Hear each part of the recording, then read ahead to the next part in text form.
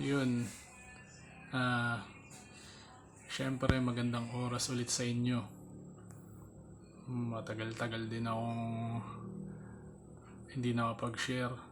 Pero ngayon, mag-share na naman ako ng bagong natutunan na bagong ano na naman. Syempre tingin ko na naman life hack to.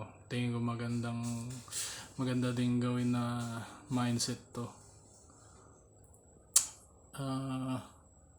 Natutunan ko to sa isa na namang successful na negosyante. Kasi ito rin talaga yung ano niya, ito rin yung pinaniwalaan niya eh. Ito yung sinabi niya kasabihan na we are blessed in different ways. Halimbawa, wag daw natin ikukumpara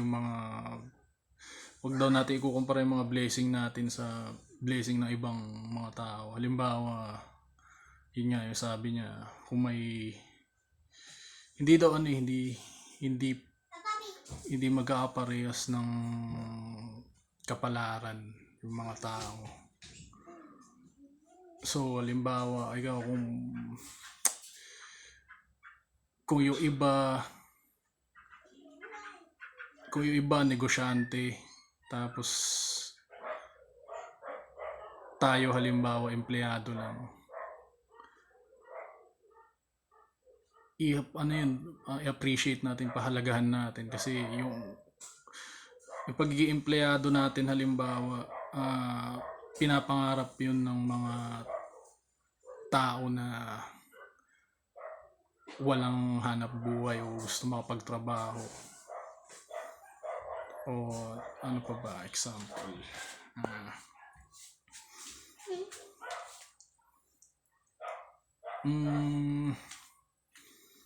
ano pa ba, yung malusog na pangangatawan, pinapangarap naman yun ng mga taong posibleng pinapangarap yun ng mga taong may sakit o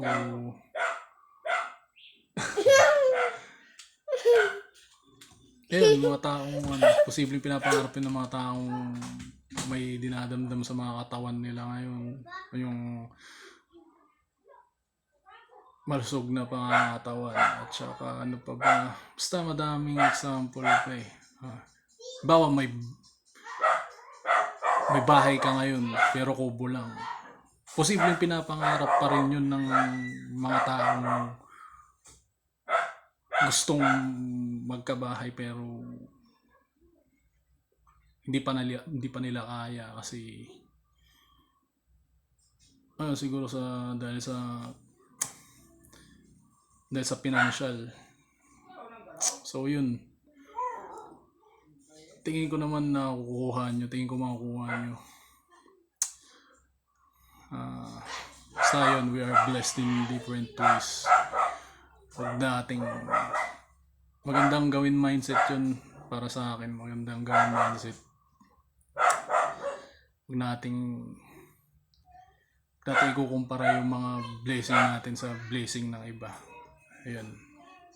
God bless mga tol.